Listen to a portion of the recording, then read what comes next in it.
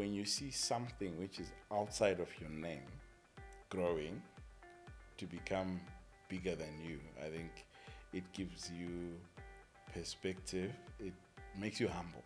Whatever dream you've got, don't be discouraged to say, look, there's 1,000 of people doing this. So what makes you think you're going to be successful? Because your vision is yours. And like literally, if you go to the marketplace in the morning, people are selling the same things, right? Yeah.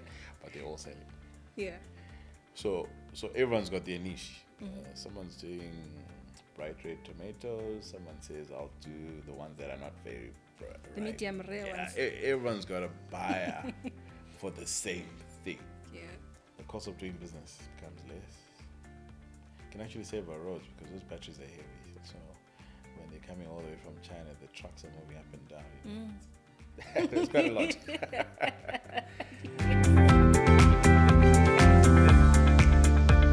Hello everyone, welcome to our podcast for yet another episode. I am Nkosi Kumalo, your host, and I'm so excited for today's episode. Today, I want to talk to you about something so special with a guest that I think is going to inspire us big time. When I hear of green energy and sustainability, in my mind, I think of afforestation, like we're supposed to plant trees. But our guest today is here to show us another angle because he's in the business of sustainability and greening the economy, but his industry is quite different. We're familiar with it, but I don't think we have a lot of knowledge about it. So without wasting any more time, allow me to introduce to you award-winning Mr. L. Moyo. Welcome, sir. Thank you so much. How are you today? Fine, thanks. Doing very well, thanks. Please tell us about yourself and where you come from, what you do. Okay. My name is Lenin Moyo. I'm a co-founder of a business called Solaway. It's a company that's based in Bulawayo, Zimbabwe. And we basically install and sell solar equipment, both on a residential scale and at a commercial scale. A bit of background, we started this business, say 3 years ago, but our experience goes beyond that. I think about 7 or 8 years in terms of experience. Yeah. So that's a business background that I can say I can give to you for now. In terms of personal background, I studied accounting. I did a bit of real estate, about 10 years. So now I find myself owning a solar company. How did that shift come about? Before I go deeper, My when you grow up, your parents always want you to aspire for something. And after high school, at the time, accounting was a very good profession. I think it still is.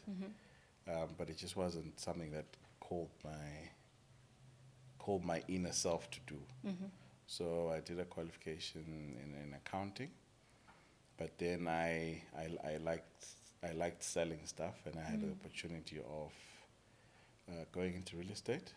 So I used to sell properties, houses, stands, all that stuff as an estate agent. So until the time when we created the journey of solar. So that's how the real estate stopped, and that's how solar began. So like if you could go back to school, would you change from accounting to something else, or you wouldn't? No, I wouldn't actually. I think everything works well in a sense because I've got a strong accounting background, which helps running a business. It also helps in terms of being organized in a sense, because accountants are people that basically also work with deadlines and they work with figures. So it definitely does help. So I wouldn't change anything. I would still go through what I did to be where I am right now. Okay. Yes. All right. I've got 2 questions within the same context. Okay. But, okay. Why the name Solaway? What does it mean?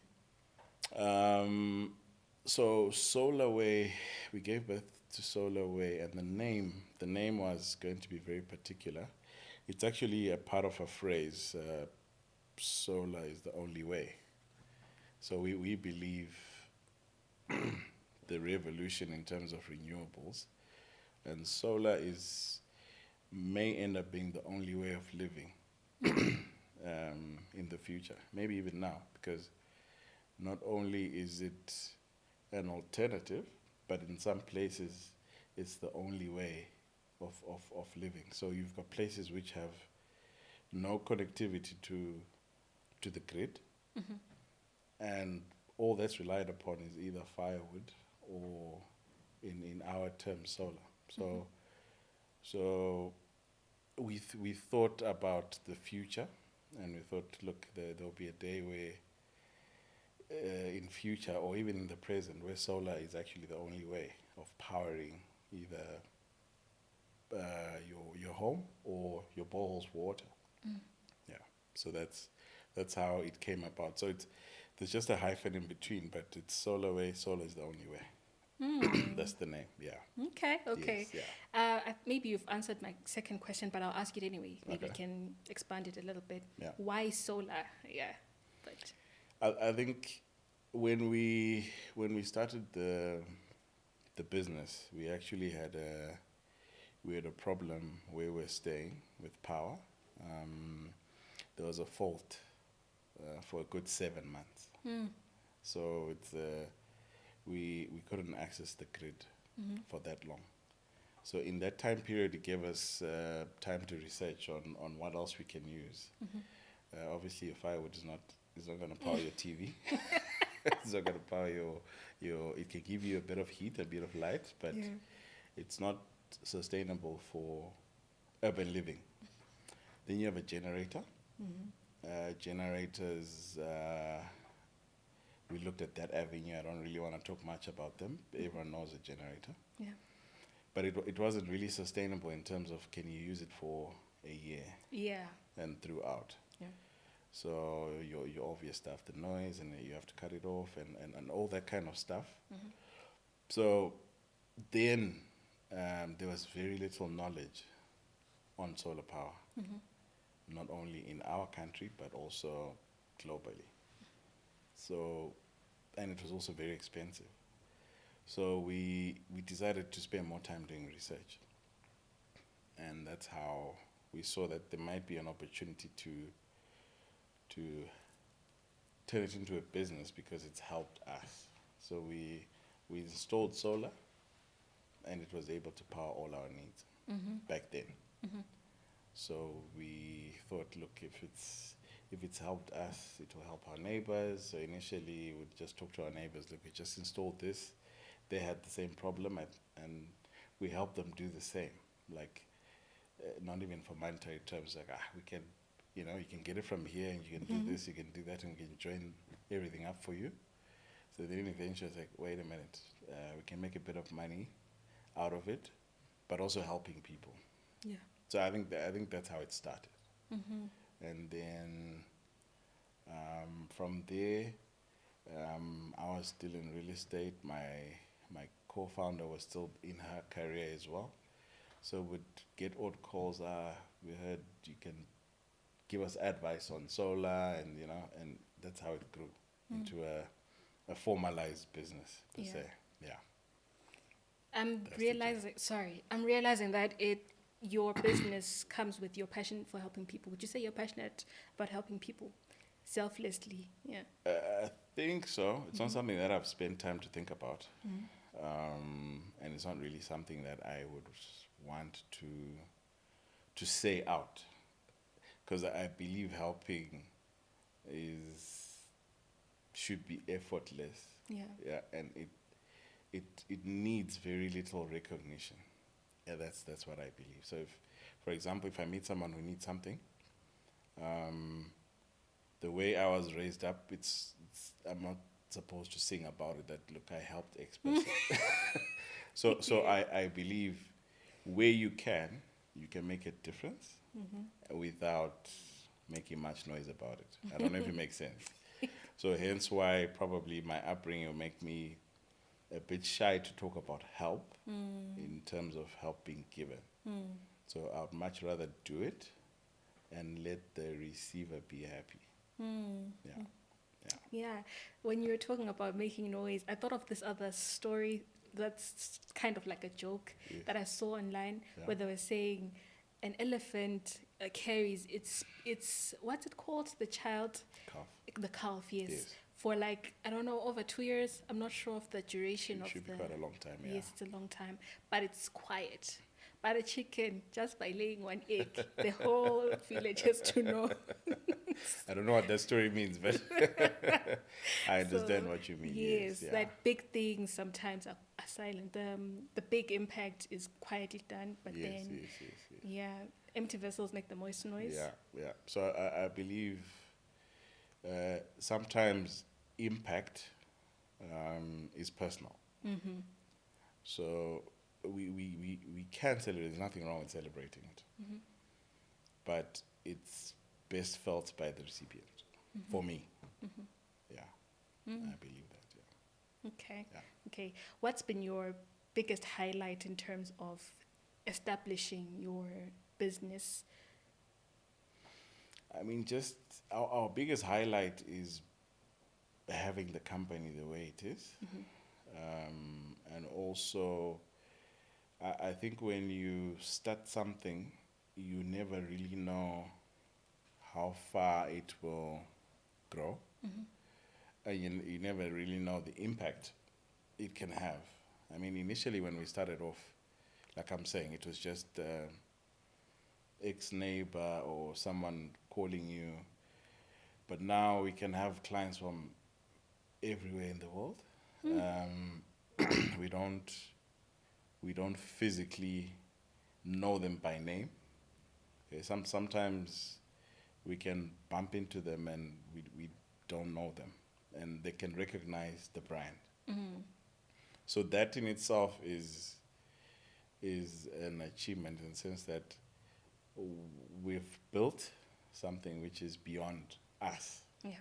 In terms of, I can make an example, and that is, I'm not throwing shade to anyone. Yeah. When you asked about the name, and the name is very important. We could have named it after our own names, right? It's quite easy to name a business after your name. And then when you see it grow, it can puff up your ego because that's your name, and you can seldom differentiate between the business and yourself. That's profound. Right? Yeah. So when you see something which is outside of your name growing to become bigger than you, I think it gives you perspective. It makes you humble because it's not you, right? And if you believe in a higher force, if you believe in God or whatever you believe in, which is a higher force, you will tend to give thanks to the higher force. For sure. Right? I'm not saying that if it's in your name, you won't. But I'm saying if you look back and that name that's being created is bigger than individuals within the company, you've achieved something. Yeah. Yeah, the temptation can be strong to brag about it when it's the former, like to say it's named after you. Yes. Nkosi and Sons solar Yes. company. Nothing wrong with it. Yeah, it's okay. It's okay. I guess it all depends on your grounding and your principles, basically. Yeah. Because that's an important thing also, to keep a level head. Yes. And stay rooted, stay grounded. 100%. So in a sense, that's how solar works. Yeah, it's silent. And it just works. It It works. doesn't make noise. Hopefully for the listeners, their solar systems don't make noise. But it's I think, and I'm going ahead of you in terms of what I'm saying now. As you haven't asked me that question, but the way it works is so seamless that it's like bringing Zesa power station into your house or into your farm or into your office, and it gives you continuous power. So it's the effect of not thinking about something that you're literally not supposed to think about, which is, will the lights go off, or how much am I paying per month? So Sure. it can give you peace of mind, but also in an economic sense, if you've got so much power in your hands, pun intended, Yes, pun received. what else can you do with that power? Okay, so the lights are on, the plugs are working. What else can I use that power for? So I believe power in terms of electricity is an enabler of a growing and a working economy. So we can't do without it. That's powerful. Yeah. Since we're throwing puns now. So that came by mistake, yeah. It's okay. Yeah. It's okay. What challenges have you faced then in your journey? I think I saw like you established your company on the 1st of August. Mm-hmm. Yeah. Happy birthday. Thank you. Solo Thank you A. very much. Yeah. Yeah. I think the challenges are normal. You start a business without capital. Yeah. But for us, initially that was a headache because obviously we're in an industry which is capital intensive. We have learnt more by not having capital than we would have if we had the capital. And I'll explain. So say you want to start a business and your business requires 100,000. Okay. You may be very successful, but you may also not understand the growth patterns that you're supposed to go through, and to understand the actual business that you're in. So starting slow has taught us a lot, okay, in terms of procurement, also in terms of if we're doing installation, it means we're dealing with people. You're basically going to someone's house, someone's property, someone's building, and putting up something which they didn't have. So that comes with its own challenge. So we learned a lot through that period. I'm not saying we got capital now, but we learned a lot that has created a strong foundation.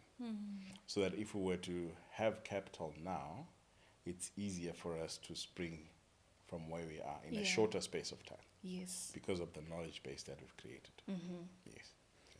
Yeah, I love that. Yeah. I love that. You learned to trust the process. Yes, exactly, 100%. Yeah. Yeah. Shout out to one of our guests who was there on episode 1, season 1, Chinashe Madamombe. She was saying that people throw this phrase around, trust the process, and she'll say, does the process know that we're trusting it? And the process can be long, eh? Yes. And there's actually no agreement on the date of arrival. So it's, and also the arrival may be based on our own perceptions. And we can put markers to say, okay, if we reach X target in terms of finance or sales or whatever.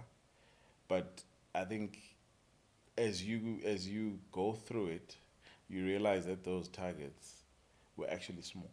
Yeah, so those were actually small targets. So as you go through the process, you realize the hard work that you put in will eventually be paid for. Yeah, and the receipts will be there. So if we started off, we need to do an installation, we don't have a vehicle to use, we have to hire a vehicle and all that, okay, but there has to be presence. Okay, we'll have a sticker on that vehicle that we can remove after the installation. I mean, there's stuff like that which, if you look back, it's quite funny. But at the time, It's not funny. So you've quoted, and your client says, go ahead. When can you start? And you're like, if you pay me the money, then I go buy the stuff. Okay, so give me 2 days. You know what I mean? They're like, okay.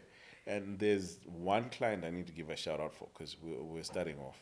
And I promise you, we did the installation of more than a week, right? Something that we do in a day now, or Wow. or sometimes less than a day. Yeah. But it took us a week, and the guy was patient there, and he said, look, and that's the learning process. Yeah. So imagine you've got capital enough for you to be able to supply, but your installation takes a week. So it means you're gonna take a year just to do so much. So that process cannot be escaped and should not be. Ish. Yeah. I love emphasis on should not be. Yeah, it should not be. Because life will take you back if you Yeah, try to yeah, skip. yeah. And it's expensive. It'll take you back, but you'll pay the price. Yeah. So I think now we can safely say we've learned, and what we're doing is of a very professional, high standard.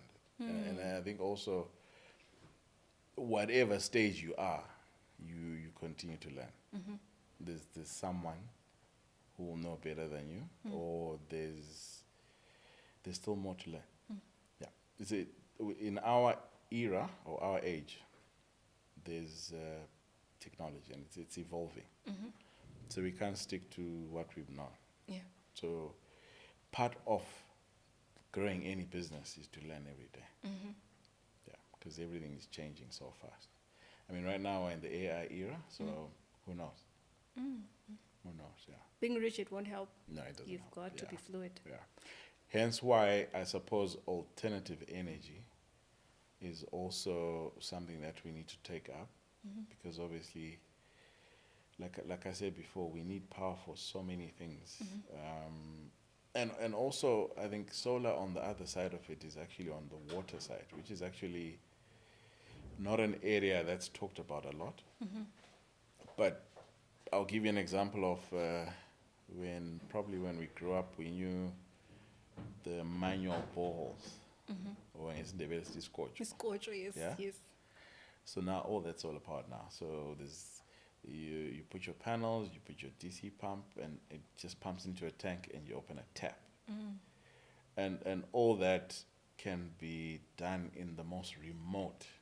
Okay. So if there are any what generation is it? Gen 1, Gen what? Gen Alpha, I think. I'm Okay. not sure. If any of those youngsters are listening, it's like having a Starlink of water or a Starlink of power. Yeah. Okay? Yeah. Something that is you're able to use in an area where you're not supposed to use it. So where we're supposed to have cables deep in the rural areas, now you just pick up your Starlink and your internet is working. So the solar is the same. So you set it up anywhere. You just need water. You just need a borehole. You just put the pump in and you just put your panels, and you immediately have water. So it's also life changing. So we've also done solar boreholes we've got a partnership with a certain company, which is through its corporate social responsibility, is actually drilling boreholes for the community, and we equip them. So if you actually go on site and see the joy in the faces of people who are walking 28, 30, 40 Ks just for water, the moment you're done and the water is coming out of the tap, you cannot get a better fulfillment than seeing their faces. Yeah, there's one place where the school children, 4, 5, 6, 7-year-olds, were walking 15 kilometers just for water. So the school didn't have water. So they had to walk to get water, walk back. And then once that borehole was drilled, it's life-changing. Because now they don't have to walk, they save the energy. It automatically translates to them having a better attention span for their studies. And it's life-changing. So some of these things would not have happened if there was no panels. Okay, so that's the other side of it. The other side is obviously rural schools or even urban, where in some areas, residential or commercial land is people build, but there's no power connection yet. We do have urban locations or suburbs like that where the area is still new, but it has no access to power yet. So what can you do? I mean, the easy alternative is for you to go solar. And it helps you get the power that you need. It also helps you get the water that you need. So it actually does change lives in that sense. Yeah. It's crazy how I don't take it for granted. Like I find myself thanking the Lord for water when I'm opening the tap. Yes. But I'm sure sometimes we do take it for granted. We forget that it's a privilege. It is, like you were talking about children walking 15 kilometers to get water. And that really touched my heart. It does, yeah. So I think when you come out of the comfort zone, and I mean, for a long time, because we didn't have a lot of experience on the borehole side, it's not an area that we started the business thinking we're going to do. And then when we did a few, we thought, look, this is actually quite impactful because it speaks to a human right, which is water. And it's very basic for us to open a tap, right, like you say. But it's not like that for everyone. So you'd find that the advent of solar energy is opening up a lot in terms of helping. And then also, what I like about it is that they didn't stop there. They didn't think the water was only for drinking. So they immediately thought it means we can have a garden. Because now that's on the semi-commercial scale. It means it literally is a lifeline because we can make money. For sure. So we can drink, yes, fine. But if we water our garden, we can sell our produce to make money. So it's empowering. And it's quite literal. So I had said initially, if you have power, then you think about what to do. So it opens up commercial avenues for you to make money. So where you had no water, no electricity, you can find that place. And also, what tended to happen was that, what else are they going to use? They're going to cut trees. And that has an adverse effect on the environment, right? So by so doing, they're actually now growing stuff, which has a positive effect on the environment. So a lot of things to discuss on that. So communities or families which build communities literally change. So if you go after a year or two, where it was dry and it looks like a desert, there's trees, there's vegetables, and that also speaks to nutrition. Yeah, it speaks to a lot. So it's quite interesting. So I feel we'll still need to sit down like as a company and say, let's rewrite the journey and go back to see, because it's important. It's important to see how much life has changed after the installation was done. Yeah, take stock of the testimonies. Yes, 100%. I think it's very important to have the story written down, and also have an economic impact assessment to see how has the economy been improved through that innovation, through us. So it's quite important, I think. For sure. Yeah. For sure. I agree, actually. Yeah. I agree. And I think it adds to the fuel and to the power,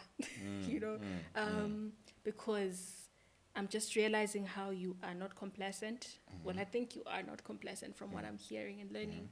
And because I heard somewhere, I think it's Dr. Miles was saying, the greatest enemy of success is previous success, whereby people grow complacent to their past successes. And so for me personally, sorry to talk about myself, No, but I find myself not celebrating enough like when I have an achievement, I'm like, okay, sure, on to the next one. But I'm trying to draw a line, strike a balance. Like, yo, how long should I celebrate, and how long after that should I move on to the next thing? So I actually had a conversation on that yeah. with, I think this guy is just going to become my friend. I met him last week in Harare on something totally different. But he says, you know what, he's also into business with his wife. And he says there's a day he woke up in the morning and he asked himself, why am I pushing so hard?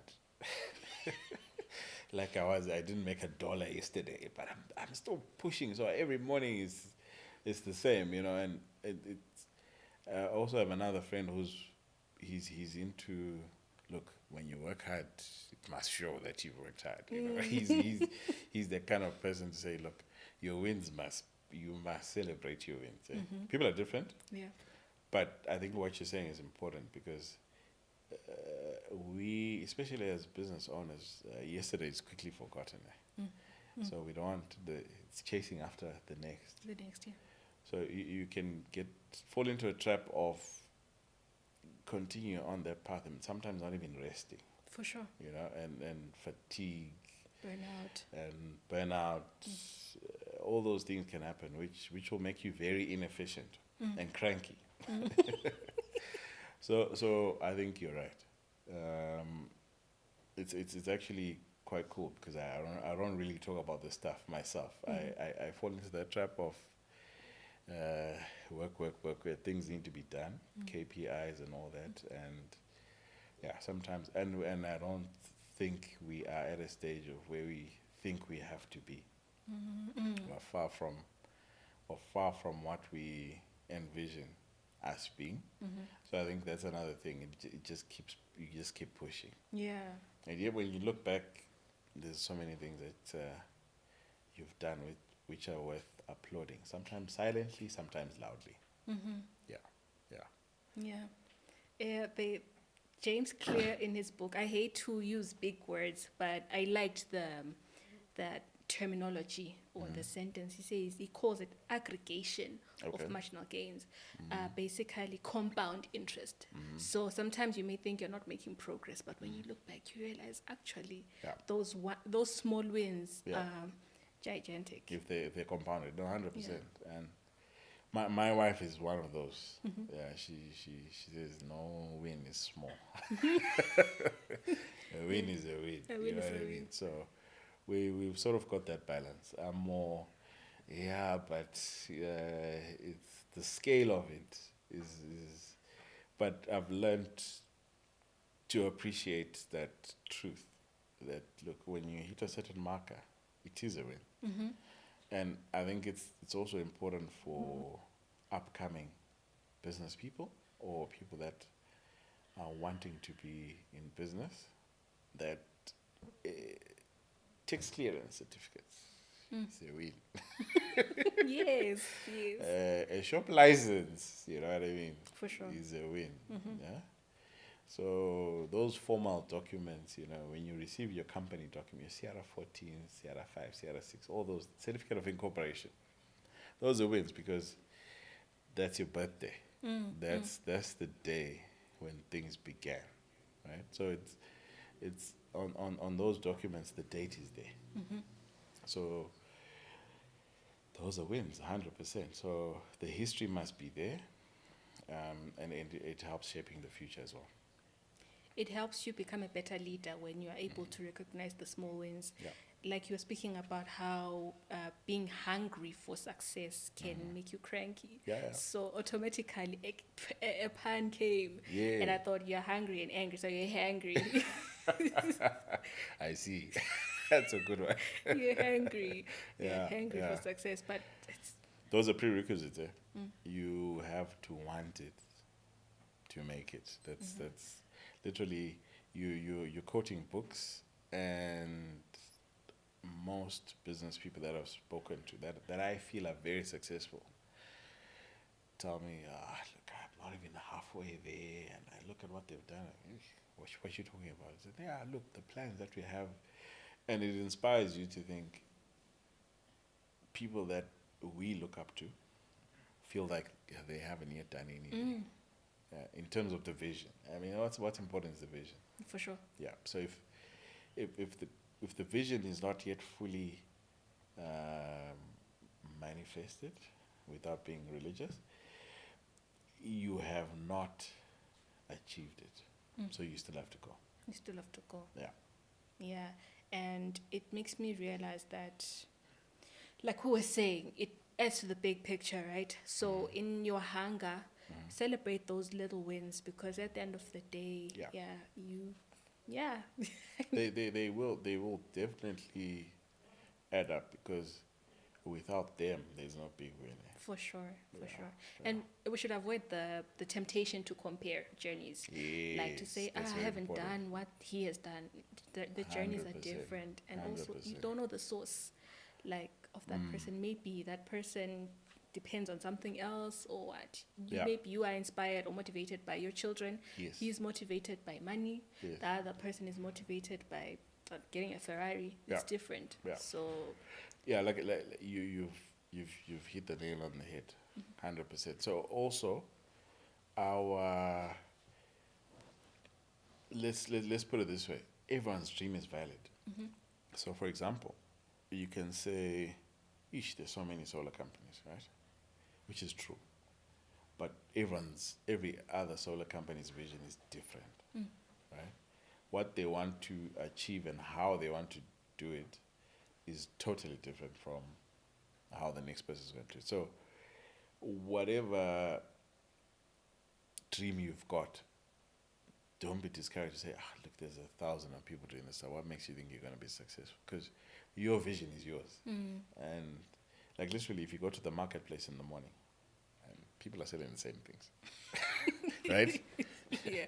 But they're all selling. Yeah. So everyone's got their niche. Someone's doing bright red tomatoes. Someone says, I'll do the ones that are not very bright. The medium rare ones. Everyone's got a buyer for the same thing. Yeah. It's just the way they've packaged it and the relationships that they have with other people. But otherwise, the saying that there's so many people doing it is not relevant to business. You can literally, so in other countries, in your Asian countries like China, they've built it like a marketplace, like I'm talking about tomato, but it could be clothing. So it's the whole town is doing clothing. So how do you think that's going to work? So everyone was built different, and everyone's vision is different, and there's billions of people out there. Not everyone likes the same thing. So For sure. It doesn't matter what you're doing, but do it in the way that you believe it will work, and it will work.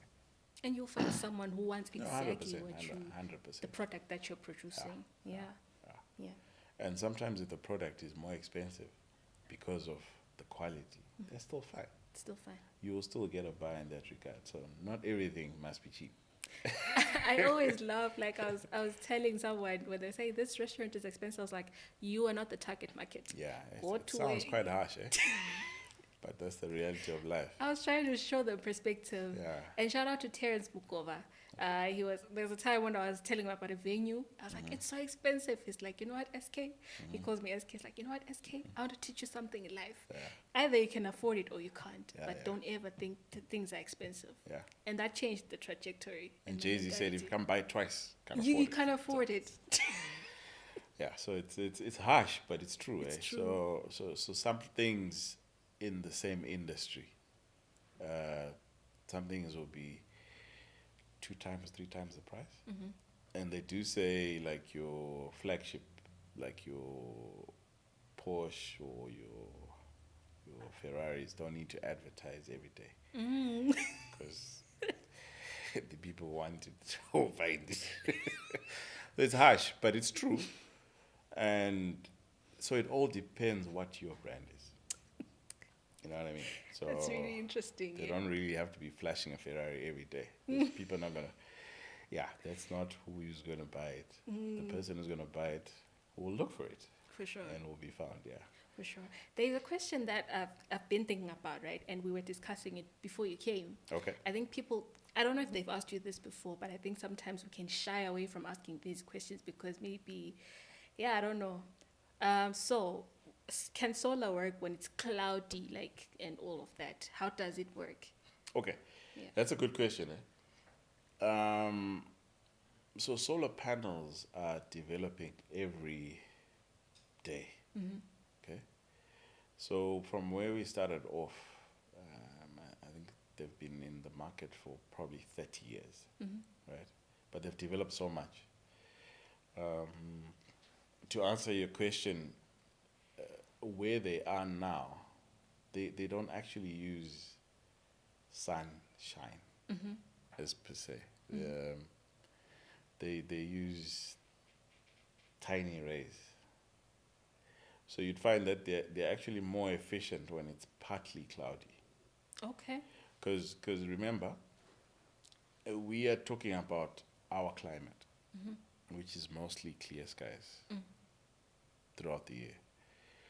But there's other countries where it's mostly cloudy throughout the year, right? You'd find that in Europe, Northern Asia, Northern America, it's very cold, but they still install panels. And one of the most famous solar panel that we know is called Canadian solar panel, right? So you can imagine a place like Europe, where it's probably they have more colder days than hotter days in a year, and they've got lots of panels. Okay. So I haven't answered your question yet, but I'm building up to it. You're built into it, yeah. So photovoltaic, it's called photovoltaic PV, the modules, that's what a solar panel is. It works best, like I've said, when it's partly cloudy. Obviously, it still works fine when it's clear, but it also has like a temperature upper limit. So where you'd find where in places like desert places like your UAE, where temperatures can reach up to 50 or something, the efficiency actually drops. Sure. So what we are worried about in terms of clouds, okay, and then also our Zimbabwean climate, like I've said, like most of it, probably the Eastern Highlands is slightly different, but most of Zimbabwe, we've got probably 3/4 of the year of full sunshine. I don't have the exact figures, so don't hold me on to it. But Yeah. we've got lots more sunshine days than we do have cloudy or rainy days. So that being said, the efficiency, if the clouds are rain clouds, right, and they're very thick, that also drops the efficiency of the solar panels. If the temperature is too hot, it also drops the efficiency. So they work in a median weather condition in terms of full efficiency, but they do still work. Yeah, but the efficiency is less. Yes. Yeah. Because when it's cloudy, I usually look at people with solar panels. I'm like, oh, I wonder if they have power today. Yes. So you'd find that, look, there's other marketing terminology that's in our industry where guys will say, I'm selling an all-weather panel. You know what I mean? So yeah, solar panel is a panel, but that's just terminology to get you to come through. Yeah. The efficiency will reduce 100%, especially if there's a term called off-grid, which basically refers to an installation done where there's no grid, like I was talking about. So in those areas, you'd find that where there's thick rain clouds, the efficiency drops, and what you're inputting becomes way less. So this is why it depends on how your solar system was measured and sized. There's ways of overcompensating for any weather challenge in terms of your panels and your batteries. So it depends on. It also means it's going to cost you more, but it's very possible. And also remember, the solar systems or the inverters that are out there on the market, some are hybrid, so they can also charge using this if it is there. But if it's off-grid, you need to overcompensate on have more panels for rainy days. Pun. Yes. Yes. Yeah. For rainy days, 100%. Okay. Yeah. Okay. So we see that electricity is a problem in Zim. And I worry about mining companies. We have the mine entry coming up soon. Okay. How can solar companies assist in the mining industry? Can the two marry? Yes, I think there's a lot of marriages in that, in those two fields that has already taken place. Okay. So we've got, I think, in our region, this part of the country, you've got Blanket Mine, which has got a huge solar system set up there. There's a mine on Queens Enyati Road. I think it should be Turk Mine, if I'm not mistaken. So there's mines already doing it, and for mines, it's not only load shedding. Right? So solar works in many ways. We think of solar in load shedding terms, right? But we think of solar as money saving. So people think solar is expensive, but it's cheap. Okay? So I'll give you a quick example. If you have a residential home, 3-4 bedroomed and basic home appliances, and you install say a 10 kilowatt system for, let's call it for example purposes, $5,000 or $6,000. If that solar system is able to run your home off grid, right, without reliance with switching off your ZESA totally, right? What's your impact? Your impact is whatever you're paying per month as a ZESA bill is taken away. So if you're paying conservatively, if you're paying $100, right, per month, in a year it's $1,200, right? In 5 years, that's $6,000. But that cost also eliminates load shedding. So you're not buying candles or lights or firewood or I don't know what else people use, but so it actually saves you money. Yes, for sure. So to come back to mining, so mines are businesses, right? And they're concerned about profits. So who doesn't want to save money? Pardon? Who doesn't want to save money in business? Yeah. Because when you cut your costs, which means your revenue is much higher. So I think there's still an education to be had in terms of how much money you can save. But not only that, mines are the biggest consumers of power in any field, because they use megawatts and megawatts of power. So for example, if all the major mines were to have solar power to reduce their power consumption by 50%, that reduction would mean that everyone else would have power. You get it? Yes, for sure. So that's the other impact. So they can save money, but at the end of the day, they can help our power company serve everyone. Power. Yeah, that's the net effect. Not only that, there's something that is still quite new in terms of solar that people don't know. Our power company is actually rolling out what they call net metering, right? What it means is if you've got a solar system, if you've got a hybrid solar system, they can put in a meter, like a ZESA meter, that is capable of when you produce through your panels and you've got excess, because you've got 10 panels and they're all 500 watts. So if you've got at peak 5,000 watts coming in, but you're using 2,000 watts, you are able to sell the excess to ZESA.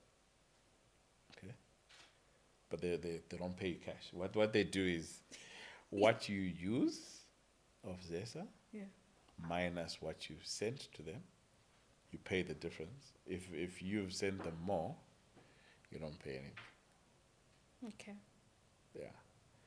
Although the formula varies from residential to commercial and depending on the scale, but there's something like that happening. So we've actually got clients who are feeding the grid, which means there's more power that the grid company can give to the rest of the country.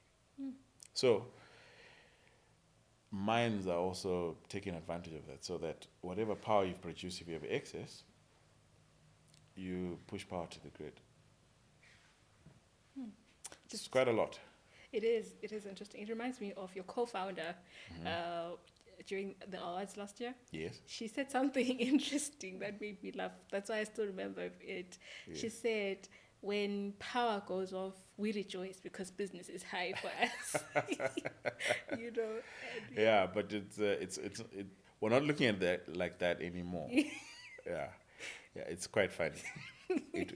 That was our biggest drive. Yeah. Initially, it was like load shedding, but now it's a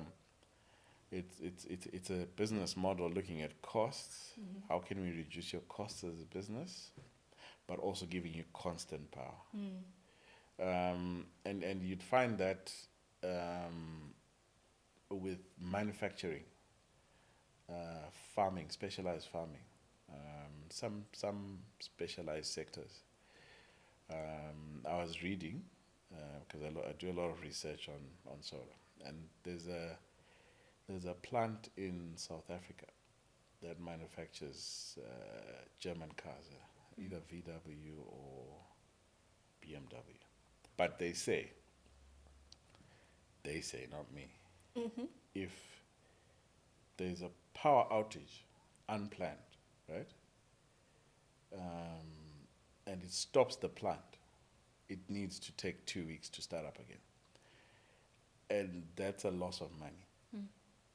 So sometimes we think of load shedding on the impact on a residential scale. Okay, let's look at a mine, for example. People are underground. There's full lighting systems underground and the power goes off. Sure. Look at it that way. That's scary. It's scary, right? Yeah. So there's a lot more to think about in terms of power on a commercial scale than at a residential scale. There's a lot to think about. So usually those big plants have like huge generators so that they are not cut off. If they're cut off, like I've said, either they lose a lot of money and sometimes you can lose life. For sure. Yeah. So it becomes a matter sometimes of life. Power becomes a matter of life and death sometimes. Hospitals. Okay. You're on a life support machine, the power goes off. So there's a lot of instances where you need constant, reliable power. Life support and power goes off. Yes. You're 3 kilometers underground, and there's 1,000 people there, and power goes off. So you're in a lift going to 18th floor, and power goes off. There's quite a lot. So basically, we need power, and we need it constantly. We need power to be empowered. Yeah. So you look at it that way for any business model. I spoke of AI. If you do a bit of research on AI and data centers, they're going to be the most power-consuming things ever, even more than mines. Because those are huge servers. They're I mean, you're talking about on 1 acre of servers using power. If you read about DeepSeek and what the Chinese are doing, if you read about the Americans and how big the data centers and how much power they consume. So whilst the world is saying, let's go AI, we need the power to power the AI. Okay? So if everything is going to be robotic, it means you need power to run it. Imagine if you So punch the robots stop. Yeah, I mean, imagine And it's mayhem. you punch in a prompt, and while the AI is generating the response, And it cuts off. So if you think of anything in the world, the foundation is you need the power to be able to do it. Yeah. So that's why it's so important. I mean, even if we produce sufficient power as a country, we actually still need more for innovation. Because for us to have data centers here for AI, we need a lot more power that we don't have. So it's a no-brainer. So that's why solar is the only way. That's where it came from. Yeah. Yeah. What guarantees do solar companies offer in mining companies? I'm not sure if you've mentioned them, but I've been trying to think about it. So I think with mining companies, I think there's two things. Yeah. Because of the size of their plants, right? They are either going to be using what we call a grid-tied inverter, and the grid-tied inverter basically is an inverter. I think you've heard something like solar farms. No, I've not. Okay, there's something called solar farms, which is basically tracks and tracks of panels. Okay. Yeah, we do have one at the Gwanda mine that I was speaking about, where it should be 1 hectare or 2 hectares of just solar panels. So firstly, mines would need huge pieces of land to be able to put up their panels. And then also the grid-tied inverter works with, ironically, with a ZESA connection. So what it does is it works only when there's ZESA. Yeah. So what it means is that system has no batteries. So it relies on when the sun is shining, the panels are going through. It's powering everything that the mine is using. When the sun goes down, you're back to using this. It's basically on a cost-cutting exercise. Those inverters can have warranties up to 15 years, right? Because they're called string inverters, they're called grid-tied. Your hybrid inverters and your off-grid inverters have lower warranties, between 2 years to 10 years max. Yeah. Yeah. And then your batteries, because of the advent of lithium ion, they've gone up in terms of warranty over the years. I think we had lead acid, we had gel batteries, which were about a year maximum warranty. Now the warranties go up to 10 years for batteries as well. Yeah. So I would say a good solar system has a lifespan of about 10 years. But the panels are much, much longer. They've got a 15-year warranty. Those are your best panels. But they've got a lifespan of 25 years. Yeah. So the different components of a solar system have different warranties. Yeah, that's how I'd explain it. Yeah. So mostly your inverter, because your inverter is working hard, it's taking in and it's converting and it's giving you power. That unit is going to have the least warranty. Your panels will have the longest, and your batteries are midterm up to 10 years. That's profound. Yeah. So we look at solar in 10-year phases. So whatever you're looking at, you need to set up something which is going to guarantee you 10 years, which comes to the point of there's very little knowledge of all this information. Yes. Most people, and it's not their fault, most people want cheaper. Yeah, and cheaper sometimes means Cheap is expensive. if you ask the guy the warranty, he says, yeah, do you want it or not? You know, that's the answer. Yeah. Yeah, so it means there's no warranty. So if there's no warranty, you can't do your calculation in terms of return of investment because you don't know how long it's going to last for. Yeah. So you find that it lasts you 2 years, then you have to replace, so it becomes more expensive. It's because cheap is expensive. I love what you said when you said expensive is cheap. Yeah. Yeah. So you save more when you invest literally. In Properly, yeah. Yeah. Yeah. So I think as we've grown to understand the market, it started off, the solar was expensive. Now prices have come down, but people don't look at the stuff that you're talking about. They just want something that's quick, cheap, works, and that's it. But for companies, they can't do that because obviously an organization like a mine, they need to look long term for it to make sense because it's going to cost them a lot of money. I'm thinking of doing a quick sales, I don't know what to call it, sales act, whereby you try to convince me to buy from you. And I'm like, it's expensive. I want cheap. Yeah. How would you convince me? Like, I'm trying to think whether I want to convince you or not. Yeah. I think the best way I can convince you is to say, we've got clients that we haven't seen for 5 years. Oh, okay. Yeah, I haven't even met them. They haven't called me for anything. So that's my best testimonial. but if you and it's not all the time. Sometimes the cheaper product will push you. There's a lie. Sometimes it can, right? Because there's also something beyond the product, which is workmanship of the actual installation. Yes. That also counts. The experience of who's putting it in for you. Am I going to get an electrician or am I going to get a company to do it? I know someone cheaper. Yes.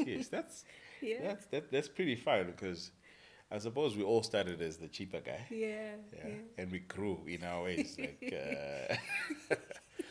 And we made some mistakes along the way. So in my convincing you, I think I can just say, look, the price, that's a very good price that you're getting that at, but you're not comparing apples with apples, right? The quality is different, and the workmanship will 100% be different. And also, if anything happens, are you going to have someone that you can call? So a company is different from electrician. Electricians, I'm on holiday, I'm in Rwanda, yeah, or I'm in Harare, but you got a electrical problem in your house, right? So there's those things. I mean, I'd say with us, you've got after-sales support. If you have anything that you need after the installation is done, you've got 3 free site visits, and we give you a training afterwards. And because of the warranties that you have, if there's any electrical faults with the product, we can take it, repair, and replace at no cost. That's how confident we'll be. So beyond that, if the client keeps on, I am not interested, because there's some clients that you will not convince. Yeah. Which means they're not your client. Like I said, sure. Some are red tomatoes, some are not yet that ripe. So let the person go to the other company. Yeah. It's okay for them. It's okay. It's okay. Yeah. 100%. So that's how I do it. I'm convinced. When can I expect you guys?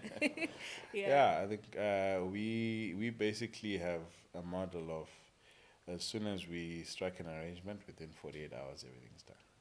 Yeah, that's depending on the location. Yeah. Okay, so now I want to get into the academic side a little bit, but still within context. What skills should people possess or have to get into the green industry or the Your first one is passion. yeah There's no certificate for it, but you need it. You need to be passionate about anything that you do, because you're going to do it for a long time. yeah So imagine being miserable for a long time. So if you're passionate, okay, then the other stuff is, on a technical side, you need electrical knowledge, a good strong base of that. If you're going to do the actual installation, you need electrical knowledge. That being said, you also need solar knowledge, which is ever evolving. So you constantly need to read.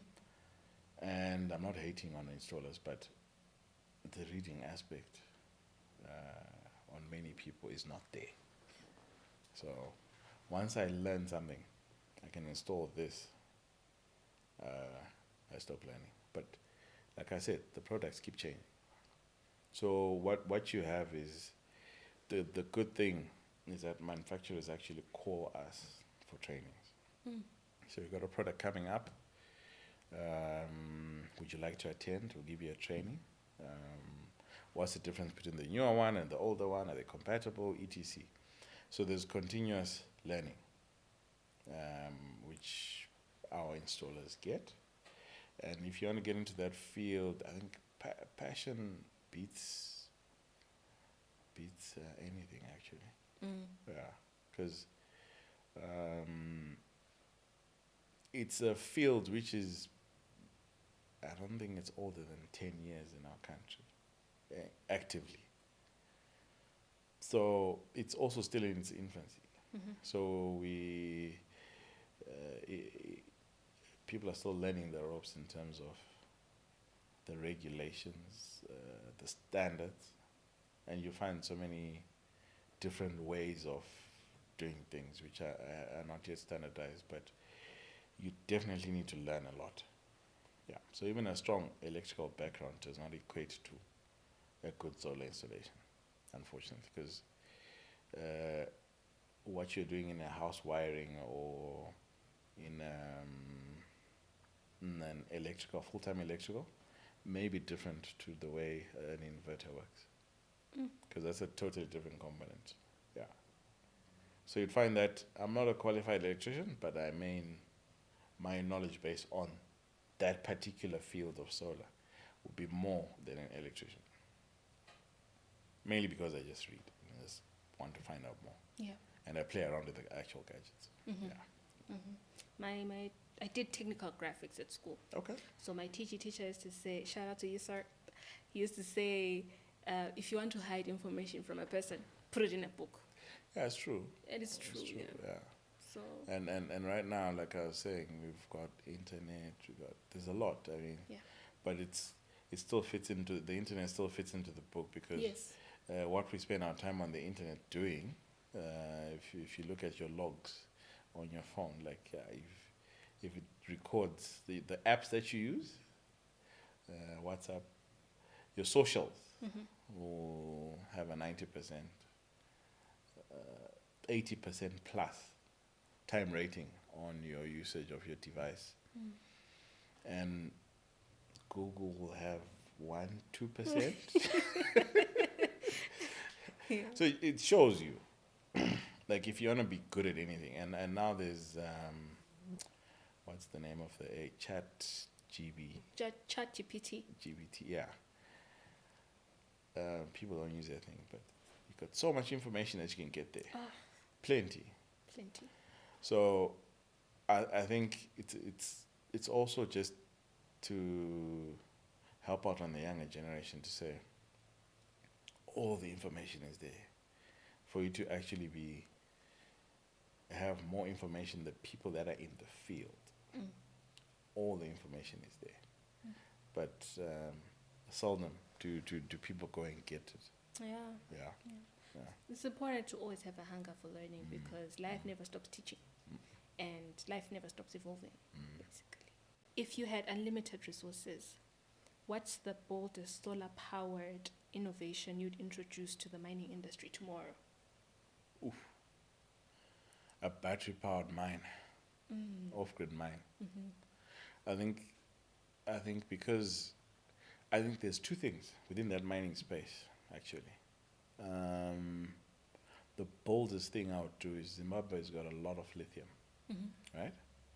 And it's a mineral which is mined, okay?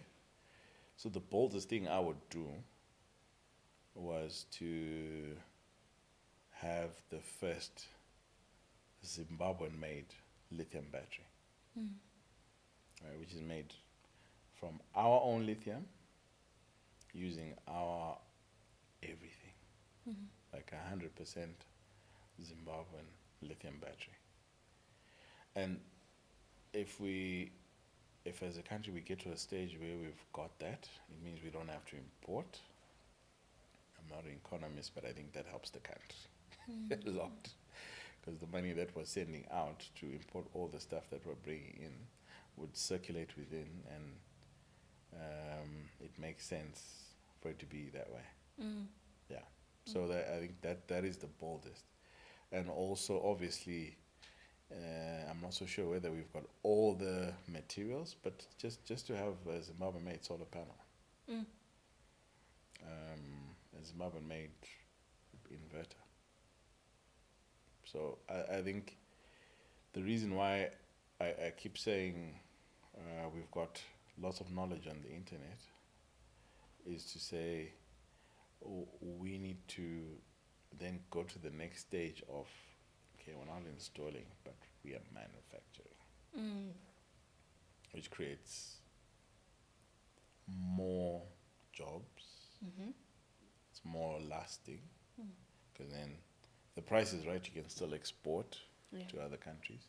So I think that there is still missing, where we've got South African made batteries. I read somewhere Zambia's going to be doing a lithium battery. I don't know whether that's true, but we need our own.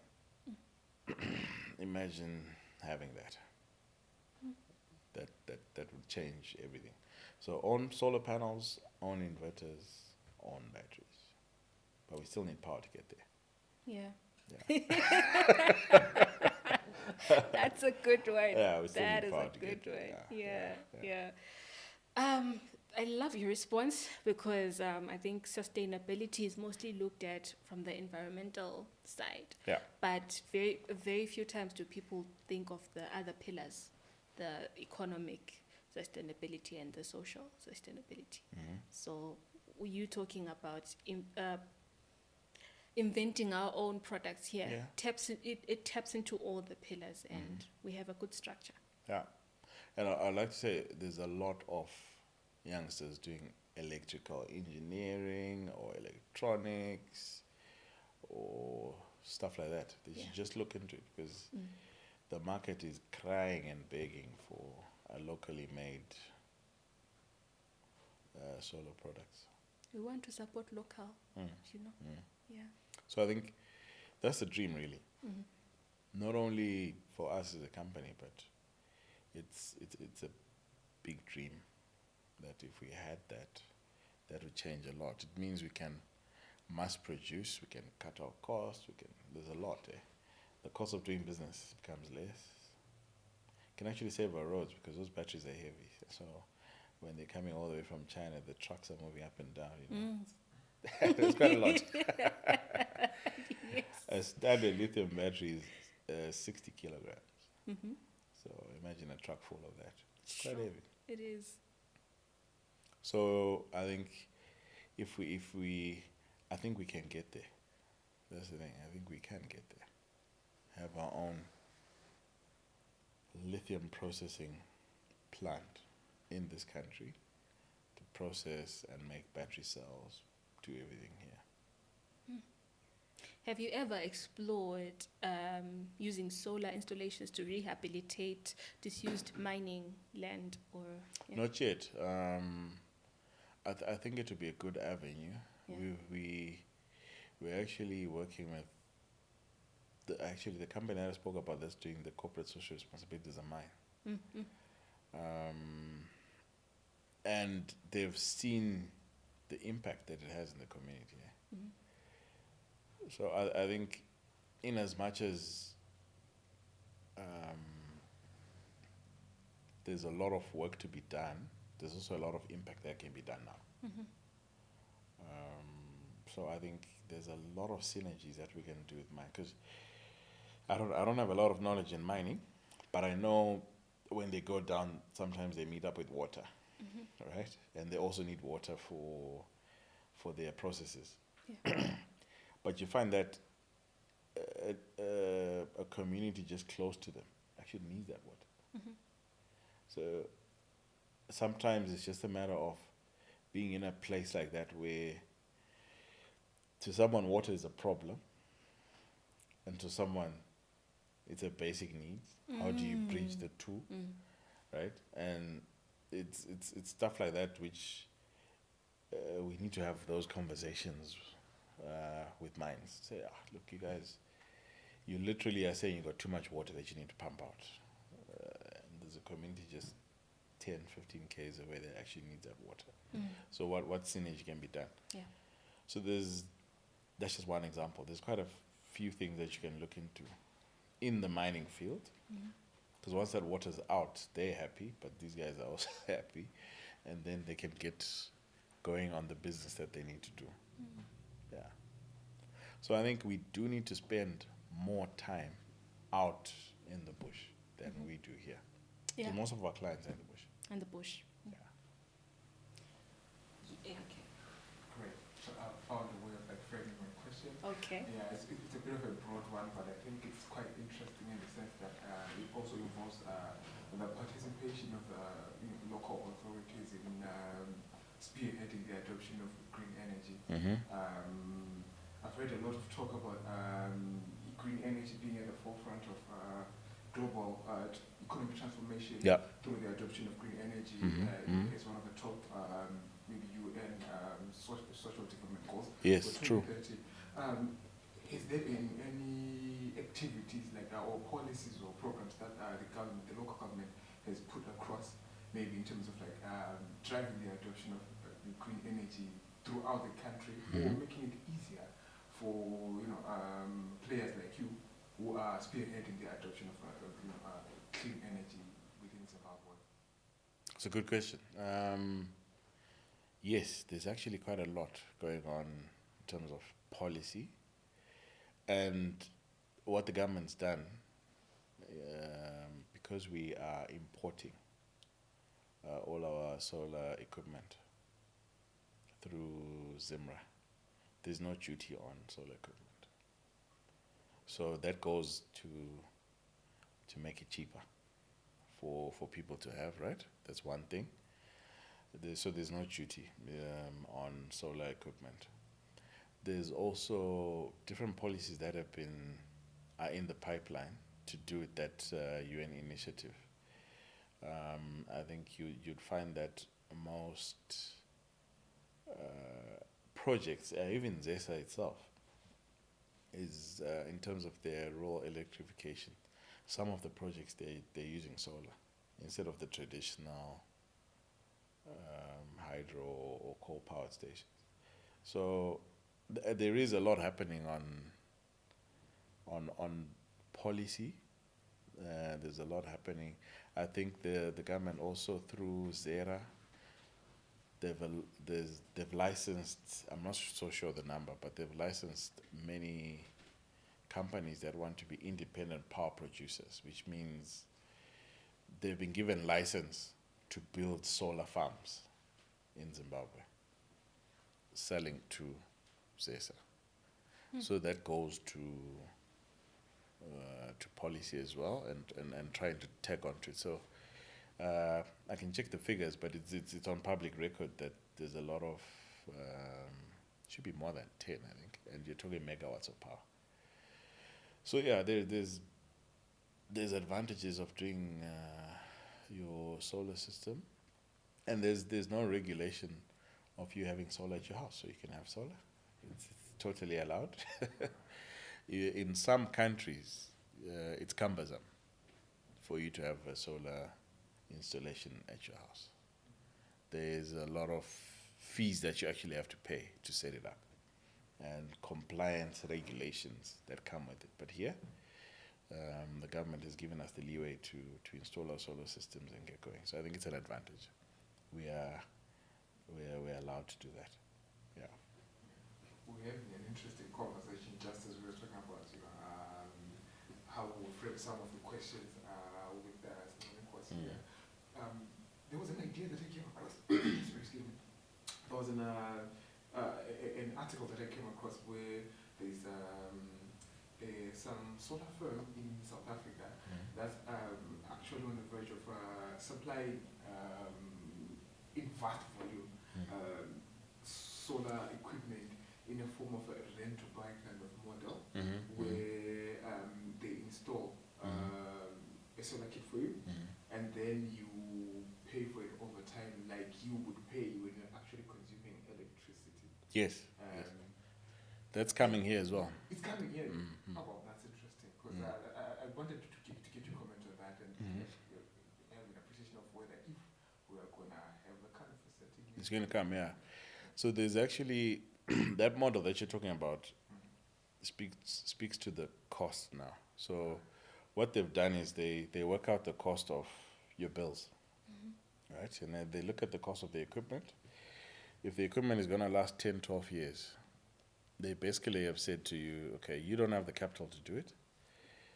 We've got the capital to do it. Whatever you're paying as a bill per month, you pay us, and the contract is 10, 15 years, whatever it is. They've calculated that they'll do their return over 4 or 5 years, and the rest is profit. But you don't have the money, so you want constant power.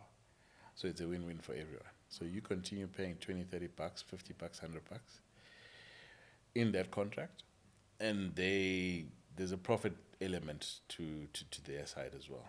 So I think, like I said, there's still regulations to be set up in place for those things to happen. But it's definitely coming. Yeah.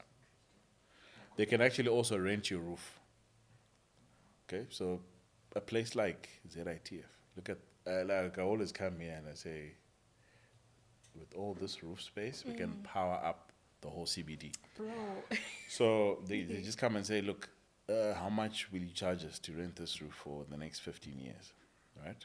And then they put their stuff in and say, okay, we want to power all the banks in town. Wow. Okay, and then how much are the banks going to be paying every month? How much you pay for? So it's a lot of mathematics, but it's financial. It's benefiting everyone. So there's the rent a roof. There's the one that you're talking about, which is hire purchase agreement. So there's quite a lot coming. So it's like I was saying, it changes every day. So you will get to a stage where you don't have to pay 2,000, 3,000, 4,000. Just to say, okay, how much do you pay per month? And there's no power cut. It's constant, yeah. So yeah, interesting times, eh? Because one of the concerns that came up was obviously the cost, like who's going to pay the cost. Exactly. So the guys are big capital. They're big solar companies, global companies, or they could even be manufacturers. And they say, look, now we want to get into the field of being an independent power producer, because that's what it is. They're producing power. And they can sign an agreement with the city of Blackouts, city of Harare, city of whatever, to say, give us 10,000 households. Okay? Give us land for us to put a solar farm, and we want to sell to them. So ZERA has to be involved, the Ministry of Energy, all those. That's why it needs quite a bit of regulation. And who's going to be knocking if someone's not paying and all that. So there's a lot to do, but it's on the way, I'm pretty sure.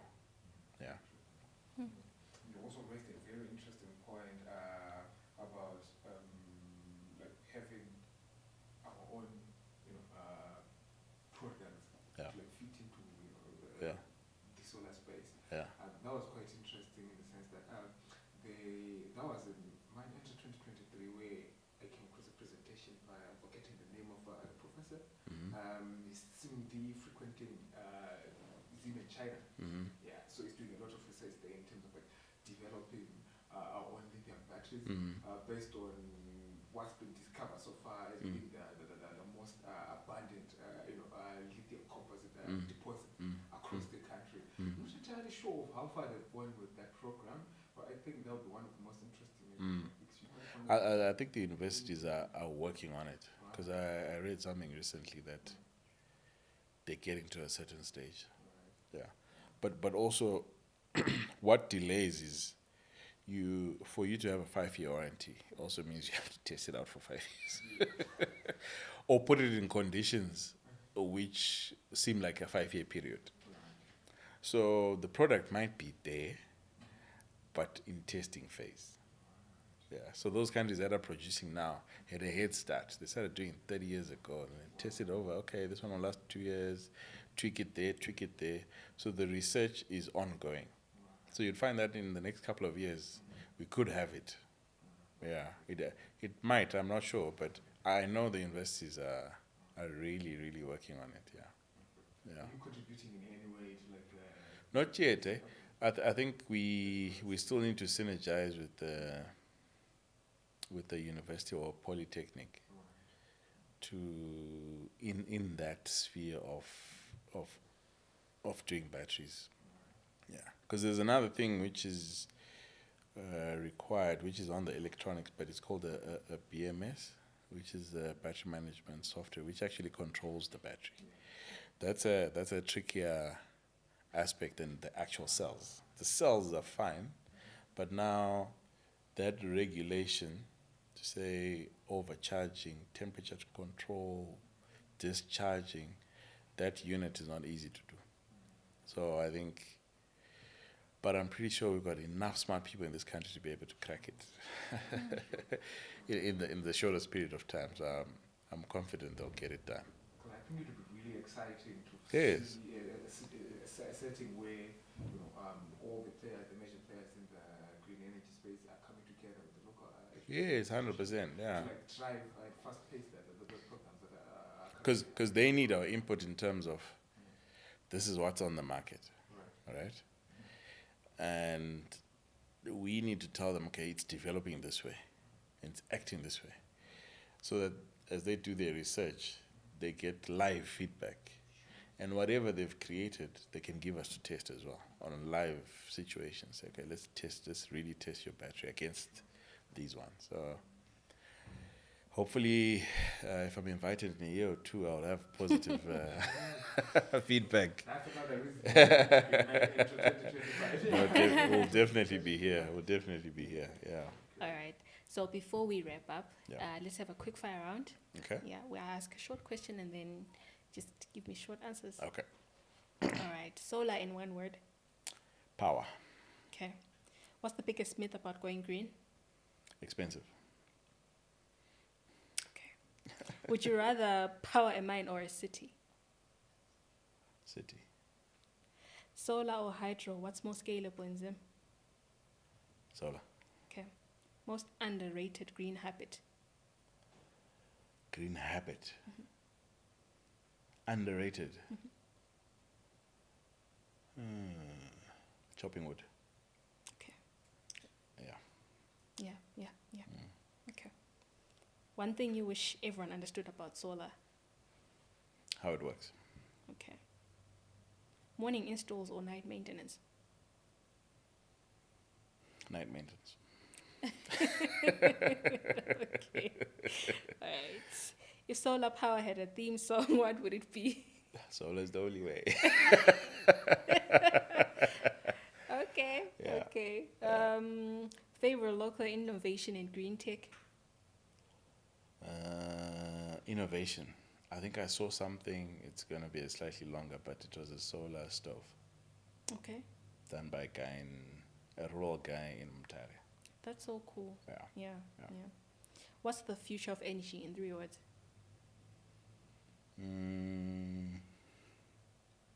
Future and energy.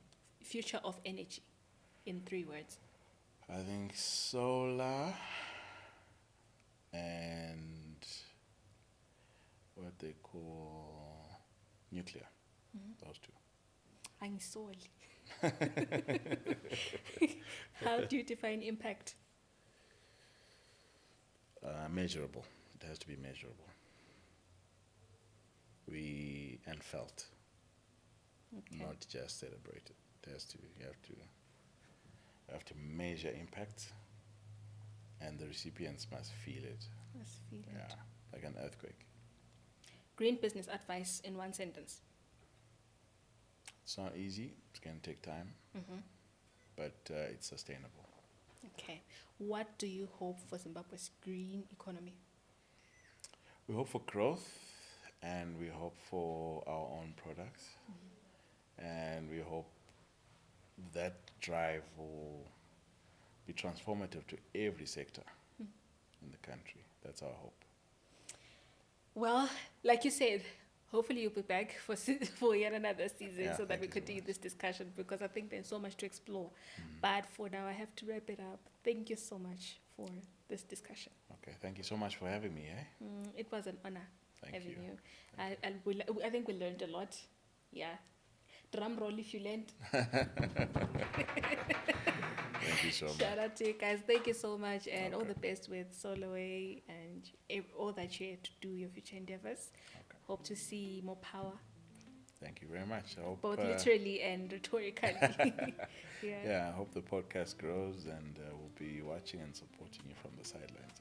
Amen. Hey, leadership, Yeah. watching and supporting from the sidelines. That's to you as well. I hope you like, subscribe, and share. And don't forget to follow them as well on their social media Yeah. platforms, Yeah. and check out their website too. Thank you so much, guys, for tuning in. I'm Nkosi Khumalo, and this is Scholastica Podcast. Bye for today. Hi, my name is Beauty Moyo. I am the co-founder of SolarWay. We are a renewable energy company based here in Bulawayo, and our main focus is residential systems, high voltage systems for your farms, mines, and factories, and any business that you want to power. We also do solar lighting, and we also do all things solar, essentially. So your solar fans, solar fridges, anything solar, you name it, and we've got it. So our mantra is Go Green, and we are proud to be contributing to the sustainability and the green energy, because essentially solar is part of the green initiative. It means that we use cleaner energy and we reduce the stress and pressure on our national grid. So we are essentially trying to get as many people to go onto solar, and this is why we've introduced one of our zero deposit solar system installation partnership with FBC Microplan. So in this, we're saying everyone gets a chance to have a solar system. Everyone gets a chance to play their part in the green initiative. We're basically bringing solar to the people, and because solar is so expensive and you can't outlay all the money all at once, we are giving them an opportunity, whether you're a civil servant, whether you're a government employee, a pensioner, a business, you are a professional. We're saying that we're giving you the opportunity at zero deposit to be able to come and get a solar system. That way you can also play a part in the green initiative. So we thank our partner that has enabled us to be able to pull off this initiative. Because at SolarWay, we're not just about the money. We're not just about profitability. We're about sustainability and green. Essentially, we're trying to get as many people as we can to play their part. And I think this is like our way that we can play as well. So we've also introduced our high voltage systems. And in that, we're saying your businesses don't have to suffer anymore. You don't have to have load shedding issues. You can just come to us, and then we inquire, and we get a system that is big enough to power your mine, your factory, your workplace, anything that you need. Essentially now, solar has become like the biggest thing globally. So it means you can power literally anything with solar. It means you have the capacity to get solar even on the little tiny things such as your power banks, your fans. So essentially it's like getting the whole nation globally and everyone to appreciate that now where we're going, we don't have to rely on fossil fuels or the energy or the grid that sometimes is unreliable. Thank you so much.